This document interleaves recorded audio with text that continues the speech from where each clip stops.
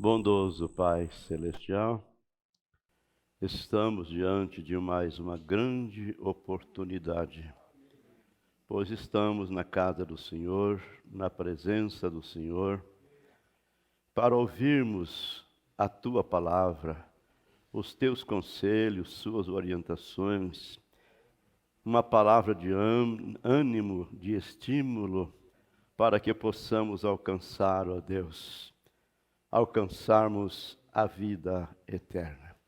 Sê conosco nesta manhã, Pai. Toma-me em Tuas mãos. Toma cada um dos Teus filhos, desde aqui do púlpito até a porta. E que a graça do Senhor venha para abundar em nossos corações. Pois oramos no nome de Jesus, Teu Filho amado. Amém. Bom dia com Jesus. Aqueles que estão nos assistindo através da internet, por meio desses instrumentos de comunicação, desejamos que Deus dê uma bênção especial a cada um. Hoje nós vamos deixar a mensagem revestir-vos de todo o poder, de toda a armadura de Deus. Vamos dar um descanso para ela, né? Senão vocês enjoam, falando todo domingo a mesma coisa, né? Aí vocês vão me levar no presbitério, né? Vão me denunciar lá, dizendo, nós não queremos mais esse pastor, não. Que ele só fala a mesma coisa, só prega a mesma coisa. E aí o pastor presidente perguntou aos irmãos, o que ele está pregando? Qual é a escritura que ele lê? Eles não souberam contar nada. Aí a resposta foi, ele precisa continuar pregando a mesma coisa, até vocês aprenderem. Vocês não aprenderam ainda? Não sabem nem que escritura está lendo, o que ele está falando? Mas não é o nosso caso, né? Não é o nosso caso. Mas nesta manhã nós vamos pensar sobre vida, né? Vocês podem assentar-se. Assentai-vos, porque vocês já leram o Salmo, né? O Salmo 63. O que eu faço aqui? O Salmo 63, onde o profeta baseou esse tema tão importante para todos nós, né? A palavra vida. Ele leu esse Salmo 63. E na mensagem separação total da incredulidade, o profeta diz que Deus só tem uma maneira para trazer vida para nós. Ele só tem uma maneira de trazer vida para você. E isto é, quando você está pronto para se separar de todas as coisas do mundo, separar de todos os cuidados do mundo e agarrar-se somente na imutável palavra de Deus. Agarrar somente nesta palavra prometida. Agora damos graças a Deus porque Ele já nos ajudou a desprendermos do mundo, não é?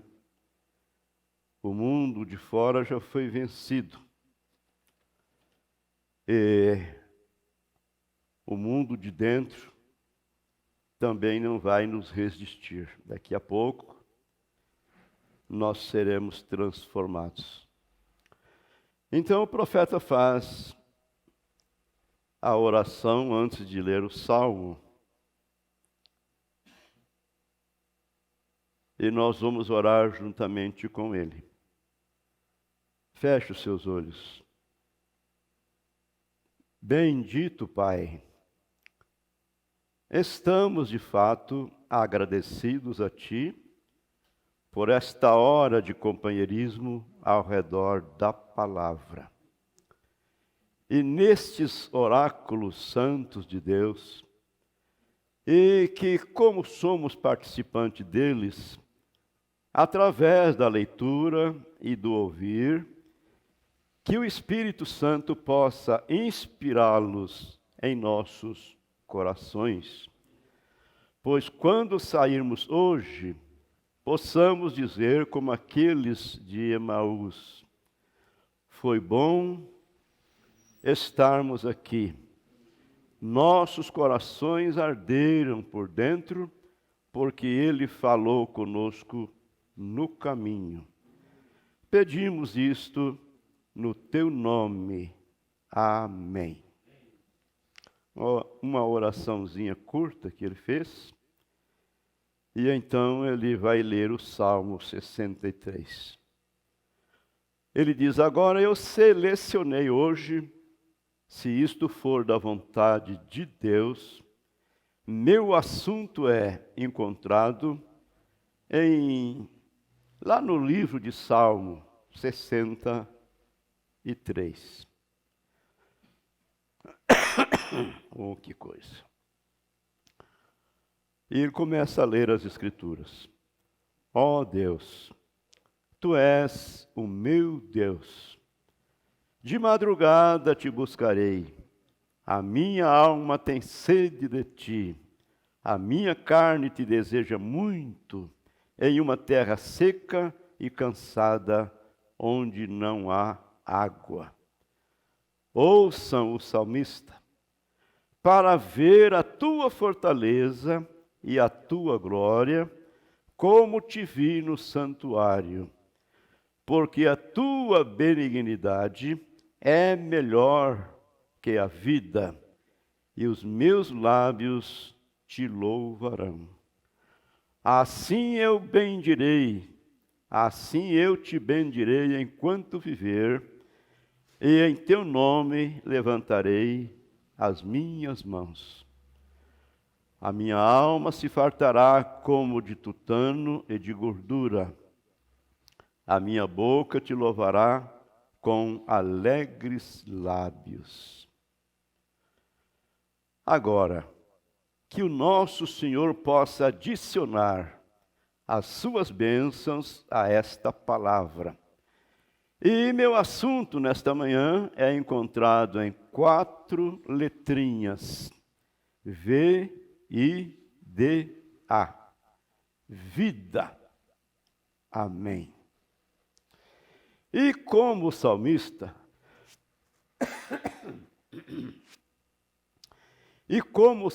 estava falando aqui, Davi, Deus sempre trata com o homem somente de acordo com a maneira que a sua mente funciona. Deus sempre trata com o homem somente de acordo com a maneira que sua mente funciona. A maneira em que a mente do homem funciona. Deus tem uma maneira para tratar com aquela pessoa.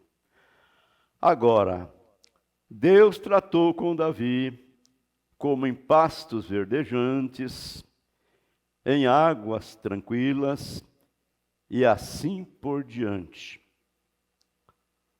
E Davi ali, depois de ter visto tanta vida, como Deus vivia na árvore, como ele vivia nas flores, como ele vivia na ondulação das águas.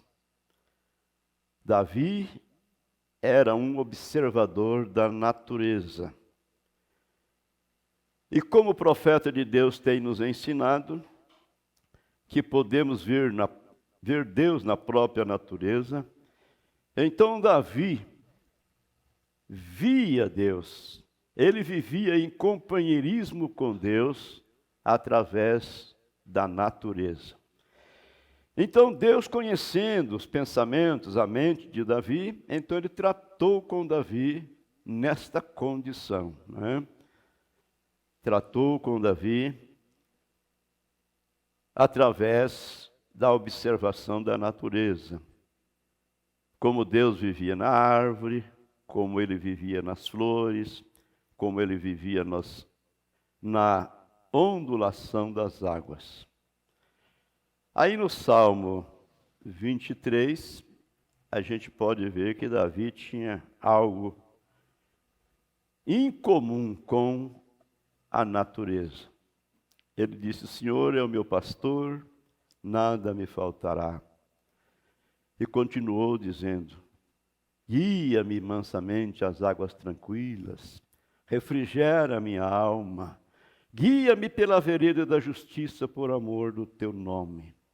E ele continua dizendo: ainda que eu andasse pelo vale das sombras da morte, não temeria mal algum, porque tu estás comigo, tua vara e teu cajado me consola. Tua vara e teu cajado são ferramentas de pastores, né? Me consolam. Preparas uma mesa para mim perante os meus inimigos, unge a minha cabeça com óleo e o meu cálice transborda. Certamente que a bondade e a misericórdia me seguirão todos os dias da minha vida, e habitarei na casa do Senhor por longos dias. Amém. Se alguém já passou por um riacho, onde há pequenas cascatas ali, você ouve aquela constante ondulação. Às vezes a gente passa por lugares assim e você não dá uma mínima atenção, porque isso não está na sua mente, isso não está no seu pensamento. Então, é como o profeta diz: passamos por cima das coisas simples, passamos por cima de Deus, não é? Às vezes passamos por cima de uma orquídea para ir em busca de uma margarida. O profeta fala isso de uma maneira assim que causa temor na gente. A gente se acostuma com as coisas, como sempre digo, e quando se acostuma, se acomoda. Quando se acostuma, se acomoda. Ontem, no café da tarde, lá na casa do irmão Luiz, com a irmã Noêmia, então a gente estava saboreando, né? Aquele pão com mortandela, aquele bolo gostoso, né? E aí o irmão disse assim: olha,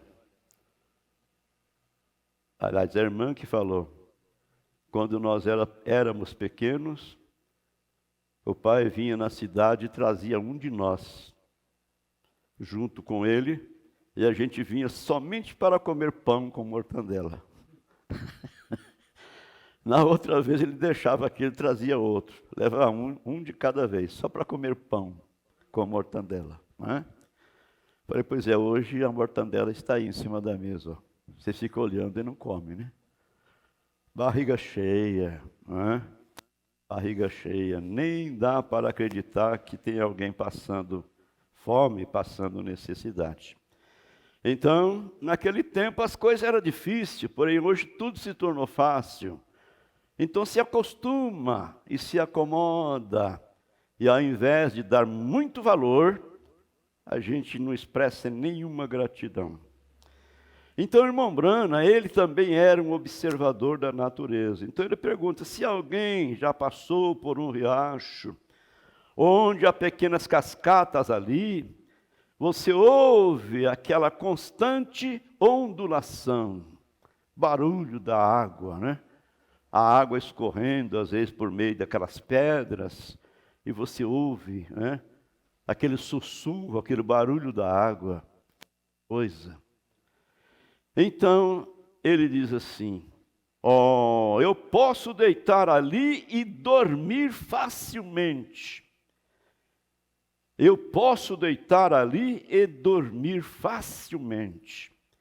Eu nunca tomei comprimido para dormir na minha vida. Já fui tentado fazê-lo. Já fui tentado fazê-lo. Mas ele resistiu à tentação.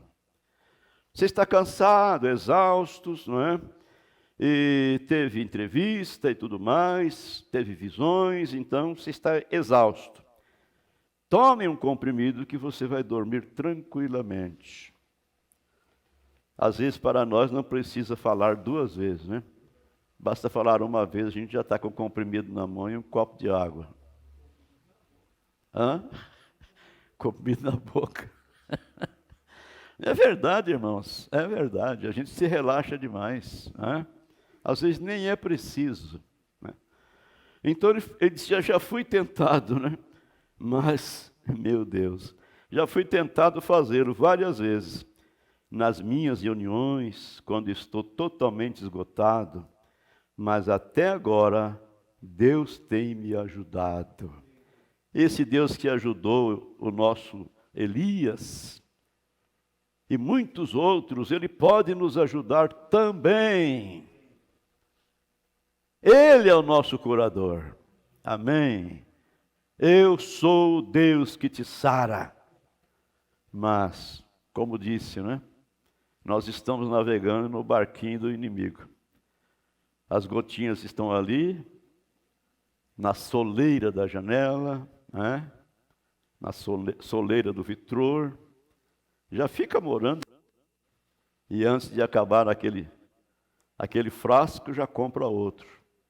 É tão fácil pingar umas gotinhas ali, um pouquinho de água e beber. Tomou, doriu, a dor sumiu, né? Mas é simplesmente uma coisa passageira. Daqui a pouco a dor de cabeça está ali de novo. Porque não encontrou a causa, simplesmente abafou aquilo. Então veja, profeta dizendo, já fui tentado fazê-lo várias vezes nas minhas reuniões, quando eu estou totalmente esgotado. Mas até agora Deus tem me ajudado. Mas eu lhe digo, eu creio que é melhor. Eu creio que é melhor do que todo comprimido para dormir que se poderia encontrar numa drogaria, apenas deitado ao lado de um pequeno riacho, sussurrando, e orar um pouquinho, e agora eu me deito, e apenas me deitar ali. Oh, há algo ali que é sossegado. Como eu amo isto. Amém. E Davi aqui, minha alma simplesmente tem sede de ti. Ouçam, ó Deus, tu és o meu Deus. De madrugada te buscarei. A minha alma tem sede de ti. A minha carne te deseja muito em uma terra seca e cansada, onde não há água. E então ele vai adiante para dizer, porque a tua benignidade é melhor do que a vida. A tua benignidade, falando com Deus, a tua benignidade é melhor que a vida. Agora, não há nada parecido melhor que a vida. Já parou para pensar? Há alguma coisa melhor que a vida? Principalmente com bastante saúde, com a conta meia folgada, não devendo nada para ninguém, não é? Existe alguma coisa melhor que a vida? O profeta disse, o que poderíamos considerar nesta manhã que seria melhor que a vida? Mas Davi disse, a tua benignidade é melhor para mim do que a vida. Agora gostaríamos de saber, então, a palavra vida deve ter um significado composto. deve significar mais do que uma coisa. Vida, ela mesma significa uma existência. Então, se a tua benignidade é melhor que a vida, então o que poderia ser melhor? Por quê? Só Deus tem vida eterna. Então a benignidade dele, a tua misericórdia, a tua graça, é melhor que a vida, porque ela tem nos alcançado e nos dado vida eterna, não simplesmente uma existência. Vida eterna quer dizer uma vida sem fim. O eterno é um todo, é um círculo. Uma aliança, por exemplo, né? Ela não tem emenda, ela não tem princípio, ela não tem fim, ela é um todo, assim é a eternidade. Então a benignidade de Deus é melhor que a vida, porque só Deus tem vida eterna. Só Deus tem vida eterna. Se pudermos captar isso corretamente agora, seria fácil ver o grande quadro de Deus colocado na nossa frente. Que Deus nos ajude nesta manhã. Porque o profeta está nos dizendo, se pudermos captar, entender, captar isso corretamente agora, será fácil vermos o grande quadro de Deus colocado na nossa frente, colocado diante de nós. Como que um dia, tudo que não é de Deus desaparecerá e perecerá e irá embora. Tudo que não é de Deus será aniquilado. E isso vai ser muito em breve. Agora, tudo que teve um princípio tem um fim. Não há nada que já começou que não tenha um fim. Mas algo que não teve princípio não tem fim. E somente Deus é o único que nunca teve princípio.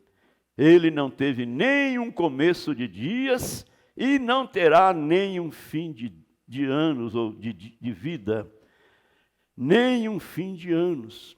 E, portanto, temos que nos tornar parte de Deus através do nascimento, para vivermos e termos uma existência eterna. Amém. Precisamos nos tornar parte dele, nos tornar parte de Deus, para termos então uma existência, uma vida eterna. Agora, amados, como nos tornamos parte de Deus? Não é através de um conhecimento intelectual, não é através de nada que o homem possa fazer.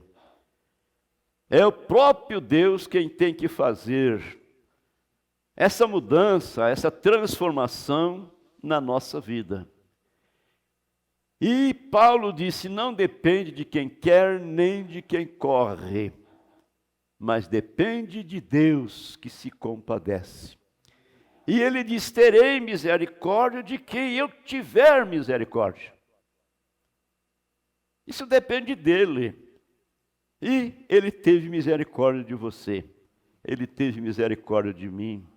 Ele teve misericórdia de nós.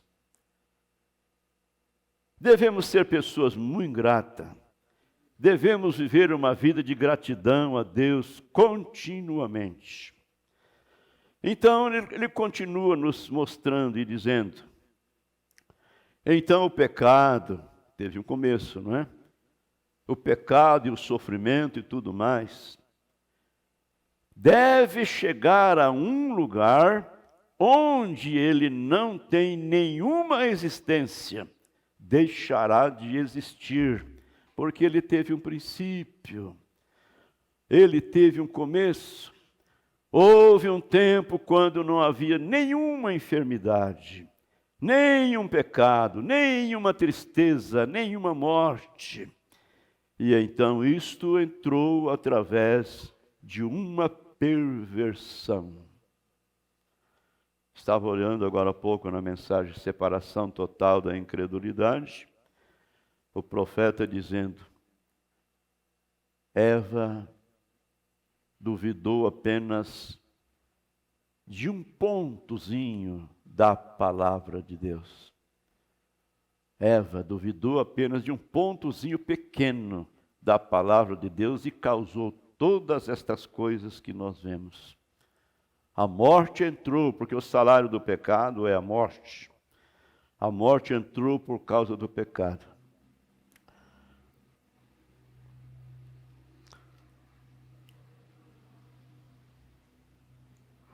Houve um tempo que não havia nenhuma morte, e então isso entrou através de uma perversão. Então toda perversão deve terminar, deve ter um fim. Tudo que era, teve um princípio, tem que terminar, para que então o eterno possa sempre existir. Veem vocês o que eu quero dizer? Esta é a razão pela qual é totalmente impossível qualquer pessoa ser salva fora do novo nascimento. Me lembro de uma família, um irmão, ele saiu da mensagem por causa desta expressão do profeta. Saiu ele e toda a família, inclusive ele cantava muito bem juntamente com a filha. Mas aí ele paralisou por causa dessa expressão. Então o irmão Brano está dizendo para nós que é totalmente impossível uma pessoa, ele diz qualquer pessoa, ser salva, veja bem, fora do novo nascimento. É necessário nascer de novo. Jesus falou para Nicodemos que ele não podia nem mesmo ver o reino de Deus. Esse ver quer dizer entender o reino de Deus, se não nascesse de novo. Porque os homens nascem outra vez do Espírito de Deus. E assim sendo, ele se torna uma parte de Deus.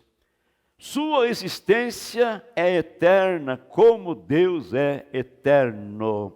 Amém. Eu pergunto, você crê nisto? Amados, nós somos gerados de novo. Nascemos de novo, não da carne, não do sangue, mas do Espírito de Deus.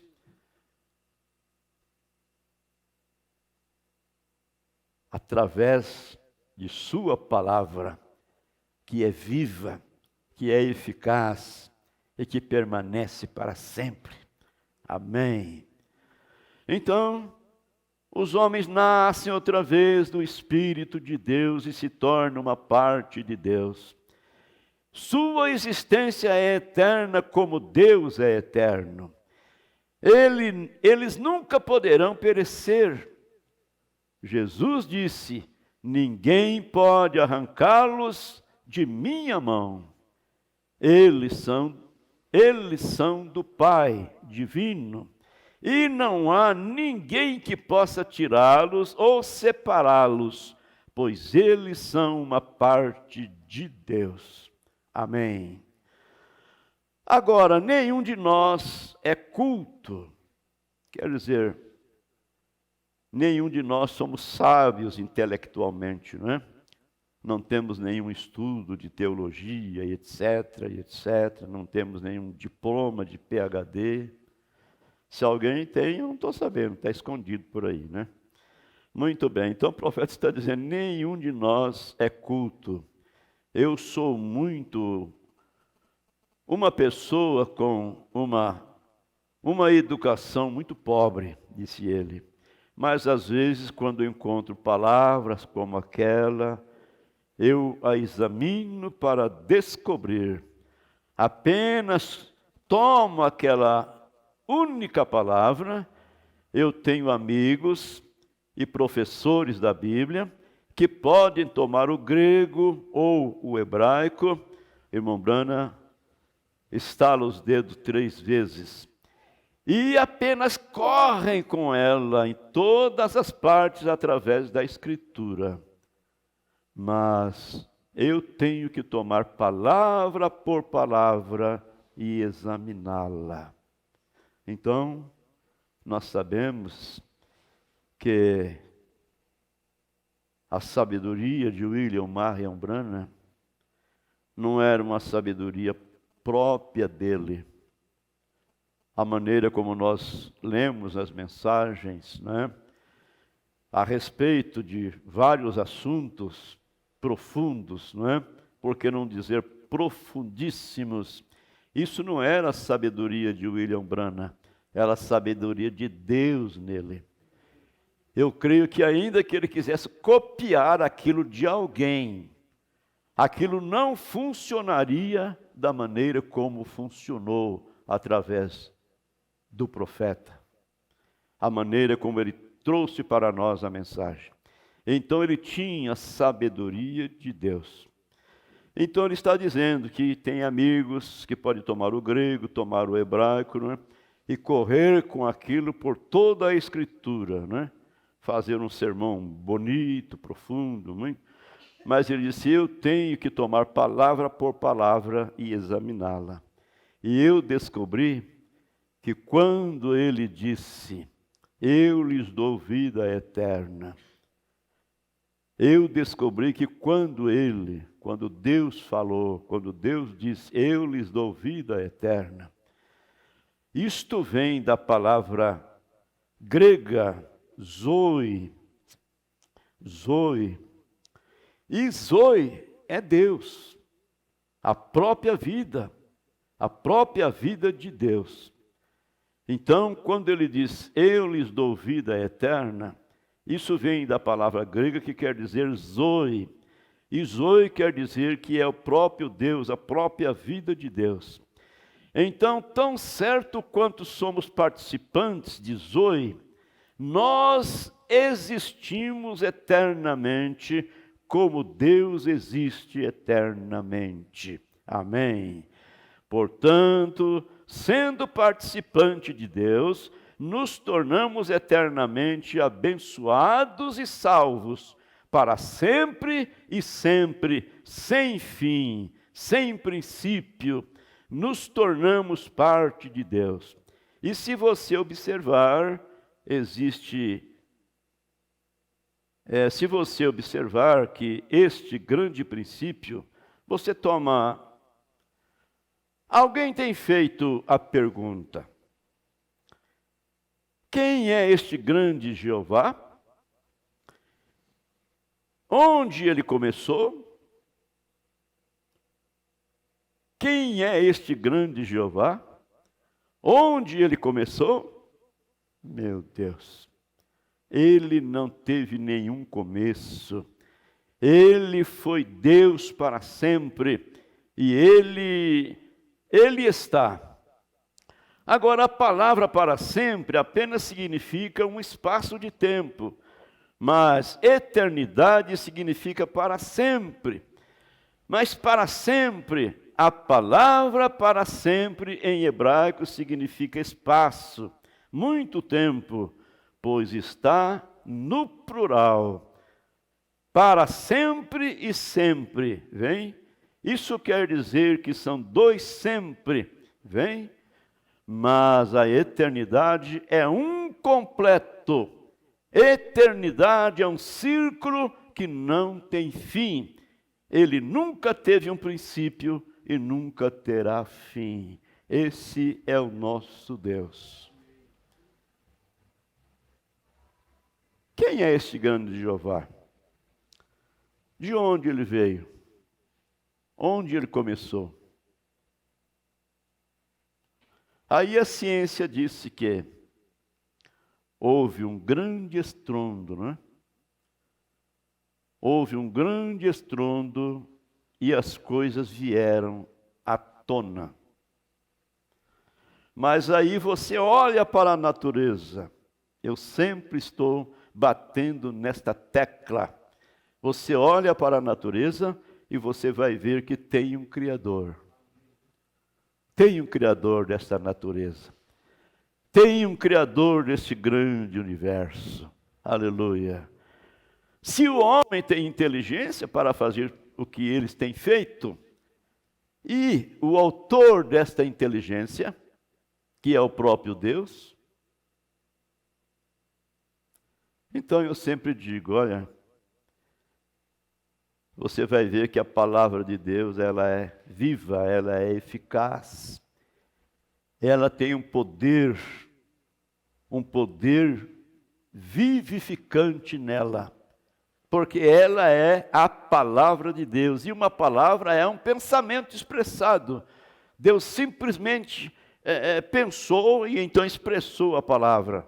Haja isto e assim foi, haja aquilo e assim foi, haja luz, haja trevas. Então, eu fico olhando para a natureza e eu vejo o poder do Criador ali. E espero que você possa ver da mesma maneira. Você planta num pedacinho de terra espécies, várias espécies de semente, na mesma terra, com o mesmo sol, com a mesma chuva, com o mesmo adubo, se é necessário, se é o caso, não é isso? E cada sementinha daquela produz segundo a sua espécie. E ainda vamos mais além. A ciência pode examinar tudo e dizer para nós quantas químicas existem ali, na soja, no trigo, ou melhor dizendo, no trigo, no milho, etc. Mas a ciência não pode encontrar a vida que está ali naquele grãozinho de soja. Mas também não tem como negá-la. O homem nega isso porque ele é turrão mesmo, o homem é duro mesmo. Porque ele não pode negar que não tem uma vida ali, porque tem uma vida. Agora, quem colocou aquela vida ali? Deus falou a palavra. Amém. E essa palavra de vida, ela ecoou no nosso coração. Então pode nos enterrar no mais profundo da terra, ou mesmo lá no mais profundo mar. Haverá uma vida que vai brotar desta vida. Deus vai criar um outro corpo em torno deste corpo. Eu ia falar nesta manhã sobre a transladação. O profeta mostra para nós estas coisas. Mas vamos mais um pouquinho aqui com o irmão Brana. Então, e como que o mundo, nós sabemos que há um real espírito de amor. Nós sabemos. É simplesmente você prestar atenção. É simplesmente você ter um pouquinho de discernimento e você verá que isto é verdade. Nós sabemos que há um verdadeiro, real espírito de amor. Há um verdadeiro, real espírito de lealdade. Há um verdadeiro, real espírito de honestidade. Ele pergunta: quantos sabem disto? Nós sabemos disto. Nós vemos isto. Bem, o que é isto? Isto é Deus. É a própria fonte de todas estas coisas. Aí ele convida para nós fecharmos nossos olhos. Vamos fazer isso. Feche os seus olhos. Vamos fechar os nossos olhos. Nossas imaginações, vamos desprender delas, Vamos desprender delas. Vamos fechar nossos olhos, nossas imaginações por alguns momentos e voltarmos ao antes, quando não havia nada.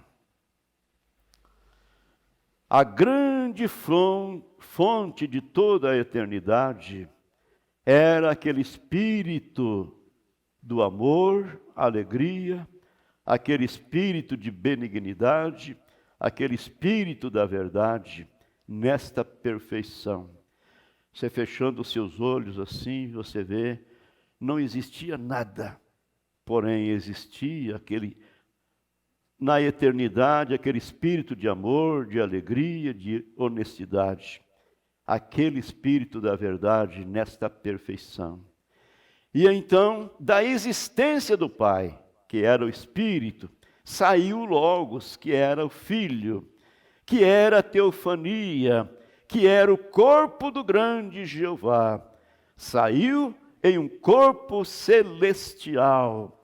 Este é o Logos, a palavra dita daquelas grandes fontes da vida, e saiu. E ali houve a teofania, que foi Deus feito em palavra. Amém. Então, quando Deus disse lá em Gênesis, no capítulo 1, façamos isto, façamos o homem, a nossa imagem, conforme a nossa semelhança, ele estava falando no plural, ele estava falando com este Logos, né? Com este Logos que era o próprio Filho. Porém, em uma teofania, tal como quando nós morremos, o nosso corpo vai para a sepultura, porém a nossa alma, nosso espírito, há uma teofania na qual nós entramos.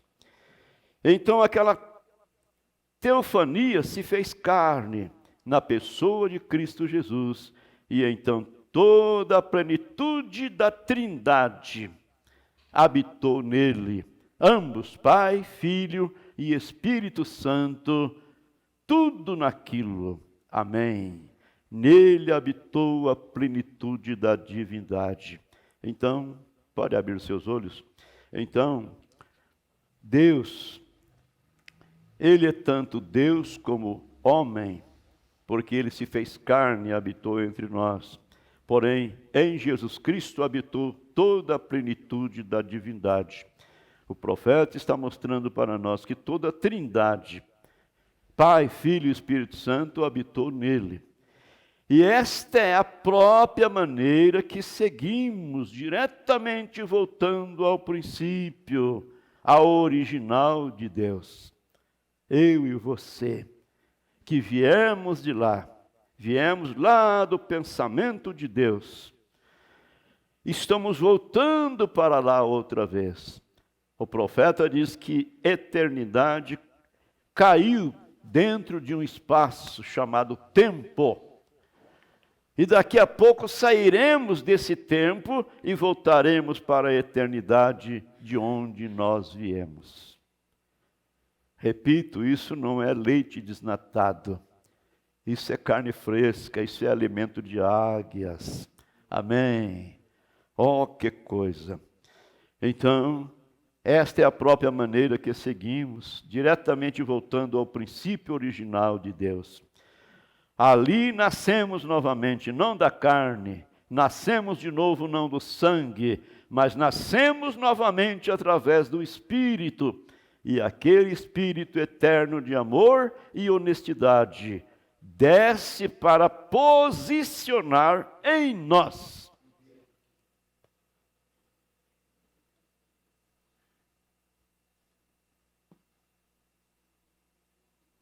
meu Deus.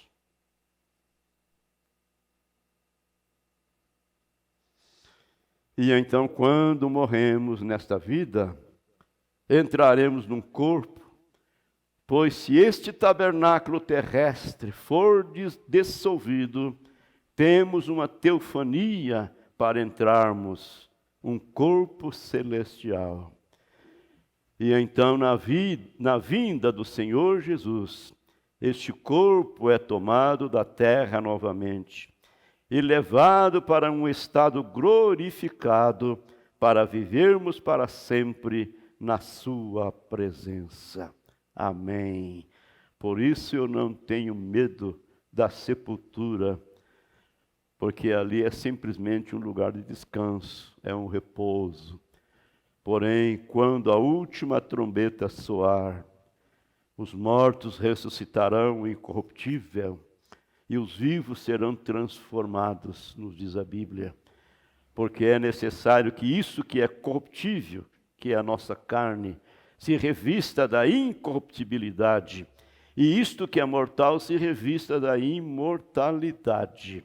E então cumprir-se-á aquela palavra que foi dita: tragada foi a morte na vitória.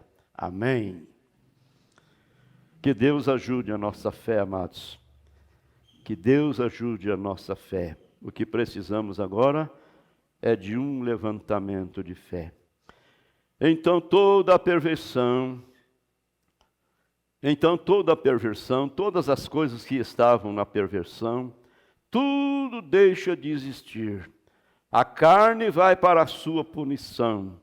O inferno abre a sua boca e engole todo o mal e a perversão. E Deus e a sua amada igreja, a sua noiva, toma a sua posição para seguir na eternidade. Esta é a grande esperança da igreja cristã. Esta é a grande esperança que temos como cristãos, como filhos e filhas de Deus. Amém. Davi exclamou: a tua benignidade é melhor para mim do que a vida. O profeta disse: vida. Todos nós, todos querem pensar na vida. Vida. Mas a vida, a palavra vida, teve um aspecto pervertido nela. Porque a própria palavra vida, ela mesma, tem um aspecto pervertido. E muitas vezes as pessoas querem se referir à vida como tendo um bom tempo, bebendo, embriagando-se e saindo, e eles dizem: isto é que é vida. Meu Deus, isto é que é vida. Aquilo é simplesmente prazeres carnais. E a Bíblia diz que a amizade da carne é inimizade contra Deus. Veja bem, é beber, fumar, jogar e sair com mulheres e tudo mais. Olha, isso é simplesmente um desejo carnal. E a amizade da carne é a inimizade contra Deus. Isto é verdade. Por isso a Bíblia diz: não ameis o mundo, nem as coisas que no mundo há. Porque se alguém ama o mundo, o amor do Pai não está nele. E o mundo passa com suas concupiscências. Porque tudo que há no mundo, a concupiscência dos olhos, concupiscência da carne, a soberba da vida, não é do Pai, mas do mundo. E o mundo passa com suas concupiscências, mas quem faz a vontade de Deus permanecerá para sempre. Há algumas semanas atrás, lá em um grande hotel famoso no Canadá, onde eles me colocaram, eu subi até o meu quarto depois da reunião, e havia umas mocinhas, talvez com seus 18, 19 anos, talvez no máximo 23 por aí. 3 das 4 corriam de um lado para o outro, só com suas roupas íntimas. E com garrafas nas suas mãos, correndo de um quarto para o outro. Vejam, mulheres jovens e bonitas. O profeta estava hospedado nesse hotel, né? Ele estava ali para uma reunião, então o levaram nesse hotel e ele escutou aquele barulho, aquele movimento. E ele saiu no corredor para ver aquelas belas jovens, simplesmente com suas roupas íntimas, correndo de um lado para o outro, com garrafas na mão. O profeta diz: quando eu saí do elevador, eu parei e olhei. Oh, aconteceu algo comigo. Aconteceu algo comigo. Certamente uma revolta, não é? Lá dentro de si. Eu pensei: ó Deus, chegará a minha pequena Rebeca ou Sara a este ponto? Chegarão as minhas filhas nesta condição?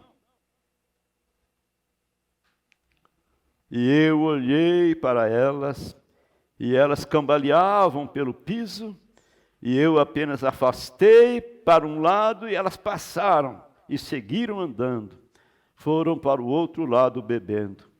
E eu parei no corredor, olhei novamente, vendo aquelas graciosas mocinhas, as quais provavelmente eram a paixão de algum homem, e eu ouvi uma delas dizer: oba, isto é que é vida. E eu pensei, quão enganados, quão errado é isto. Isto não é vida, isto é morte. Pois a Bíblia diz: mas a que vive em deleites, vivendo está morta. Então descobrimos que a vida, o que chamamos de vida, a vida em si mesma teve um aspecto pervertido.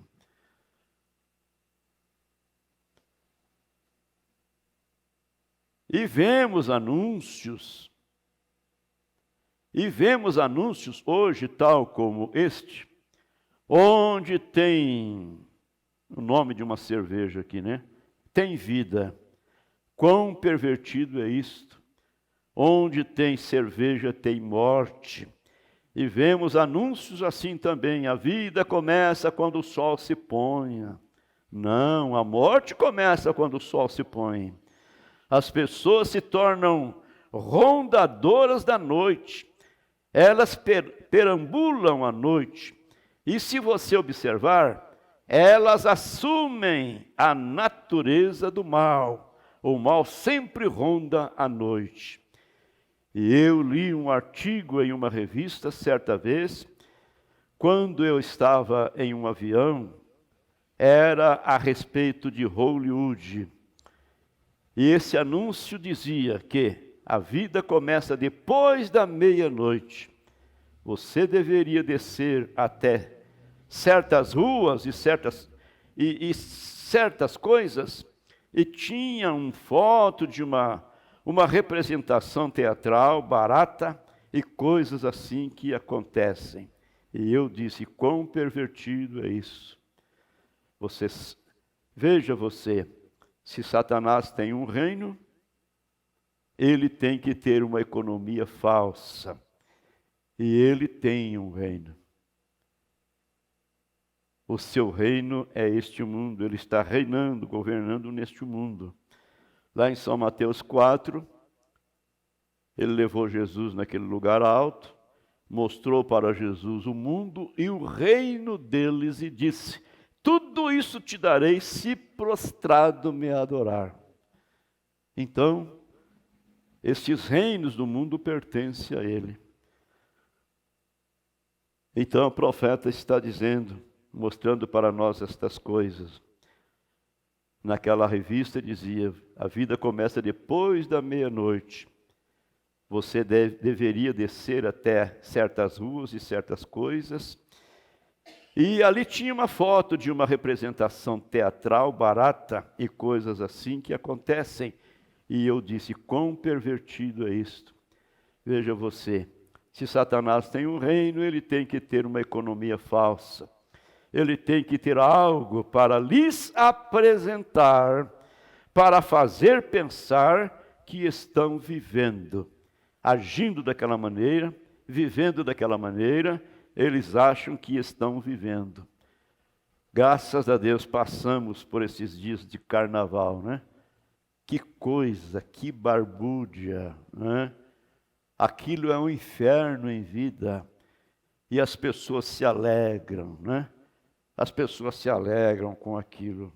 Que coisa bárbara. Então, Satanás tem um reino, ele tem que ter uma economia falsa para mostrar, apresentar para as pessoas e fazê-las pensar que fazendo aquilo elas estão vivendo. Mas está absolutamente do lado oposto. Isso não é vida, isso é morte na forma de vida, vem?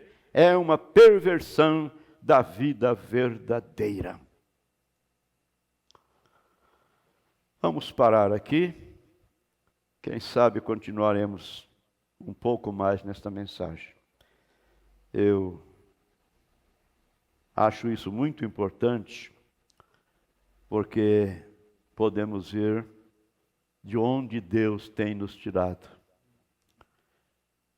Como a misericórdia de Deus tem sido grande para nós. Se não fosse as suas misericórdias, nós estaríamos lá no mundo juntamente com eles, enganados juntamente com eles, fazendo as coisas que eles fazem e pensando que nós estávamos vivendo, né? Quando na verdade estávamos morrendo, porque aquelas coisas nos distanciam de Deus. Então o profeta continua dizendo aqui, vamos estabelecer isso em nossa mente agora, de uma vez para sempre. Há somente uma maneira para se ter vida, isto é certo, somente uma maneira para se ter vida, conhecê-lo é vida, amém, conhecê-lo, recebê-lo, aceitá-lo como nosso Salvador, isso é vida. Esta é a única maneira que podemos ter vida, e de nenhuma outra maneira, pois Deus somente prometeu vida através de Jesus Cristo.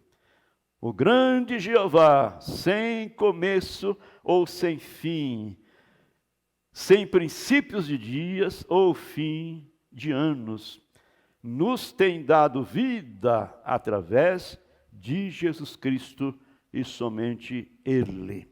Amém. Vale a pena ser crente. Vale a pena renunciar todas estas coisas que o mundo nos oferece. Vale a pena renunciar à bebida. Vale a pena renunciar o cigarro, né? Você faz bem para a sua própria saúde e você agrada a Deus. Se você continua naquilo, você está se matando e você está desagradando a Deus. Então, amados, vale a pena ser crente. Que coisa boa é ser crente. O diabo tem as suas ataduras para segurar as pessoas lá. Oh, você vai se tornar um cristão? Olha, então você vai ter de parar com o nosso companheirismo. Não vamos jogar mais, não vamos beber mais, né? Não vamos sair mais às tardezinhas e assentar aí em torno de uma mesa, aí na porta de um bar, para tomar umas latinhas, e etc, etc. E são os amarrios que o diabo tem para segurar as pessoas lá. Mas quando Deus engancha essa corrente de vida eterna no coração do homem, da mulher, da moça, do rapaz, seja lá de quem for, ele arrasta aquela pessoa para fora do mundo. Aleluia. Como o irmão antes estava fazendo a comparação, o profeta dizendo, né? É como um guincho arrastando um fuquinho do meio de um atoleiro, né? O bichinho vem que ele sai todo cheio de barro, amassado, mas ele sai da lama. Deus fez isso comigo, Deus fez isso com você. Como eu gostava de bater uma bolinha, hein? Como gostava. E no último jogo que eu fiz, eu marquei um gol de cabeça. E o diabo disse, você vai ser crente, vai se tornar um crente. Graças a Deus. Deus cuidou de mim. Deus cuidou de nós. Bondoso Deus. Obrigado, Pai. É a nossa palavra simples, humilde, mas isso parte do profundo do nosso coração. Obrigado pelo que o Senhor tem feito por nós. Oramos, ó Deus, e pedimos que o Senhor continue fazendo o mesmo para aquelas pessoas que ainda estão sentindo algum puxãozinho do Senhor. O Espírito Santo batendo a porta de seus corações, que eles possam vir para a vida enquanto há oportunidade. Ó Deus, continue conosco, Senhor, ajudando a nossa fé, ajudando-nos a permanecer separado do mundo, das coisas do mundo, pois o Senhor é um separador. O Senhor mandou Abraão se separar de sua parentela, separar, ir de sua terra, ir para um lugar que Deus ainda ia lhe mostrar, de maneira que Abraão, em obediência, saiu sem saber para onde ia. Deus bendito, sua palavra, em 2 Coríntios capítulo 6, pede que nós separamos, saí do meio deles, separai-vos e eu vos receberei. Serei para vós pai e vós serei para mim filhos. Deus bendito, ajuda-nos, te pedimos no nome de Jesus Cristo. Amém, Senhor. Amém.